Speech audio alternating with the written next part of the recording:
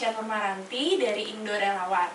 Nah, kali ini di kelas komunitas pertama, aku bakal sharing tentang manajemen relawan. Nah, aku mau tanya dulu nih, siapa di antara teman-teman yang lagi nonton yang pernah jadi relawan? Oh, ratusan. Jadi sebenarnya jadi relawan itu ngapain sih ya? Dan di video kali ini aku akan ngasih penjelasan tentang komunitas sosial dan juga jadi relawan. Biasanya nih teman-teman yang mau jadi relawan itu motivasinya banyak gitu.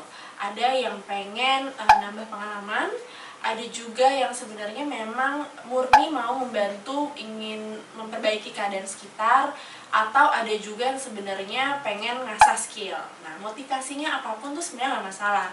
Ada juga teman-teman yang mungkin pengen meluangkan waktu ya, mencari kegiatan yang bermanfaat di waktu luangnya gitu ya, nyari kegiatan waktu luang ngapain ya, oh jadi relawan aja.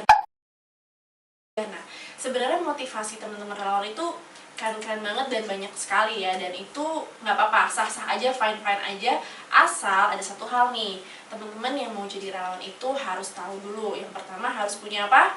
Niat. Nah, teman-teman harus punya niat yang tulus untuk membantu, dan pastinya karena namanya relawan ya, itu berarti harus rela. Nah, rela itu berarti ikhlas.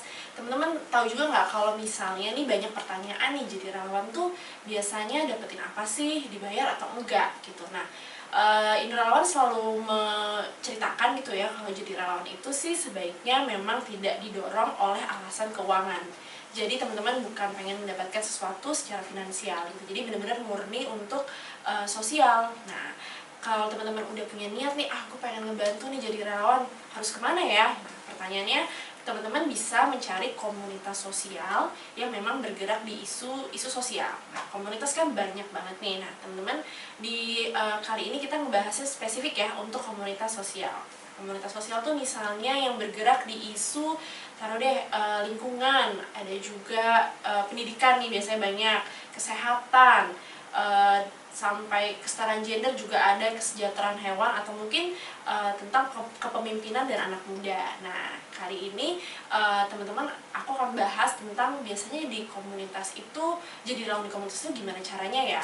Nah, sebenarnya sih kalau misalnya udah bergabung di suatu komunitas itu, teman-teman juga harus tahu, ini untuk teman-teman komunitas ya, kalau punya relawan itu kita punya istilahnya cara untuk mengelola relawannya.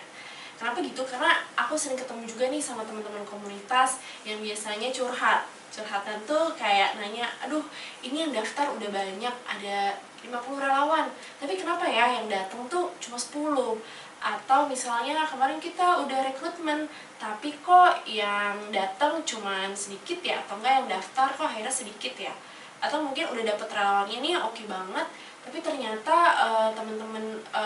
ternyata relawannya itu nggak datang atau mungkin tidak bekerja sesuai dengan kesepakatan. Nah, ini masalahnya banyak juga nih ya. Jadi selain ngurusin tentang sosialnya, juga harus ngurusin tentang relawannya. Dan nanti aku bakal share tentang gimana sih caranya kita untuk memanage relawan, mengelola relawan di sebuah modul ya, bisa dibilang manajemen relawan one on one gitu. Jadi nanti aku akan sharing tentang manajemen relawan di video selanjutnya.